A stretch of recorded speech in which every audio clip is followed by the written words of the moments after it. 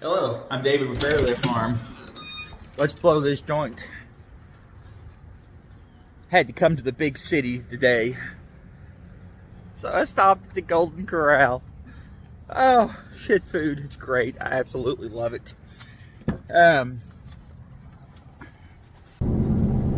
Technical difficulties with the camera there. Anyways, what I was saying, we've had Golden Corral twice in Georgetown, and it eventually closes. I think the last place, they were always busy when I was there, but they lost the lease or something to the building, and they didn't rebuild. That's whatever, it is what it is. So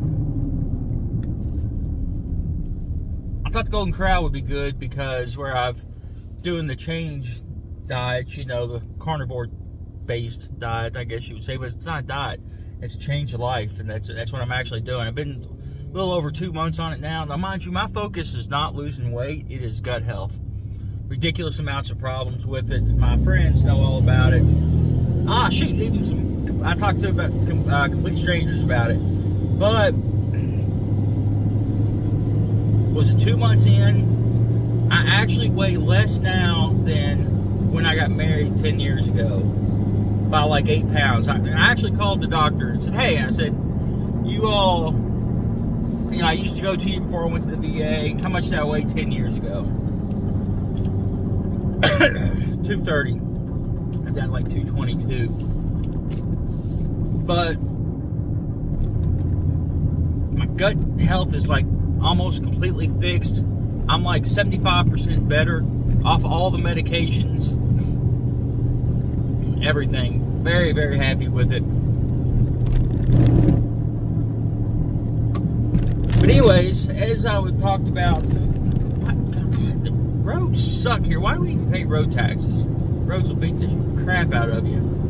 Central Kentucky, by the way, 75-64 split. But I need to think about, I really want a cruising car.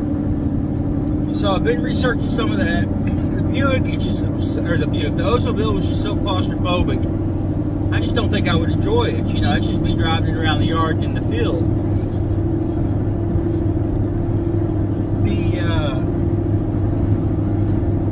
So I got to looking at like station wagons. And I'd rock a station wagon. You know, what's the purpose of this car I want to build? I want to be able to do road trips comfortably, be able to haul the family, all our luggage, maybe a dog or two, you know, I don't know. And I found a Buick Roadmaster Estate. It's the wagon. Guy only wants $500 for it. Lower end knock, no oil pressure. Now that's got an LT1 in it, which is basically a Corvette, the first Corvette engine, or not the first, but a Corvette engine has been detuned. They're fine. The thing about it is, I don't have any parts for that. The intakes and stuff are different than the Gen 1 350s. Plus you got OptiSpark, which there's some known problems with. I don't know, maybe I could swap the lower end, you know, do like a short roller block and put all the LT1 stuff on it. I don't know. I've been researching that, but there's a lot of information on it. That's an hour and a half away. Now, there's another car I looked at here in Lexington, you know, 25 minutes away, that has, it's like an 85 Caprice wagon. It is a Caprice Classic. You know, you got the square body. I love me the 4x6 headlights on anything. It runs, but there has been some wiring hoodoo on that. So I don't know if they did an engine swap. I was kind of trespassing looking at it, so I didn't poke around a whole lot.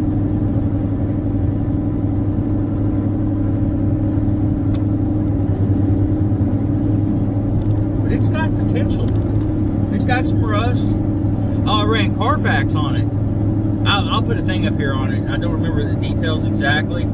But it says it's got 414,000 miles on it or whatever. And that may be right. The interior's wore like that, everything except for the seat. And it's squishy, but it's not tore up. Which I know car seats don't tear up like truck seats do. But there was Tire Discounters was on there in 2022. Said it got new tires. The tires were date coded 2011 on this car. So they've been swapped or something's different. You know, it could have had wheels on it. Somebody put new wheels. They took the wheels off and put the factory stocks back on it when they sold it. You know, who knows. It was in a few wrecks. One in 94, one later, you know, in the early 2000s. I don't know if that mileage is right on there. I mean, there's a few dents and dings on it, so it's possible. But I wonder if it'd be a project I want to tackle. Like I say, I popped the hood on it. It's like, what in the crystal meth is going on with this electrical? I'm assuming somebody's done an engine swap, would be my guess. And just laid the whole truck wiring, or the whole donor vehicle wiring harness there. They had the old style valve covers on it. So I don't know. I just don't know.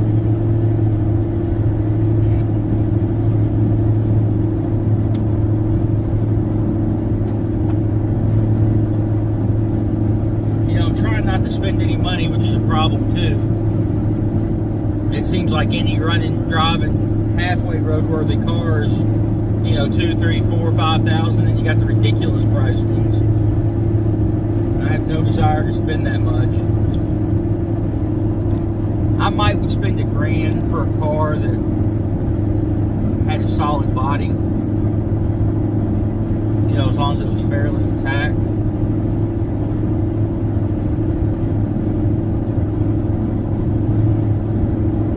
I don't know, stuff to think about. Anyways, I appreciate you guys listening to me ramble for the last 10 minutes. As usual, you guys be good and be safe, and we'll catch you next video.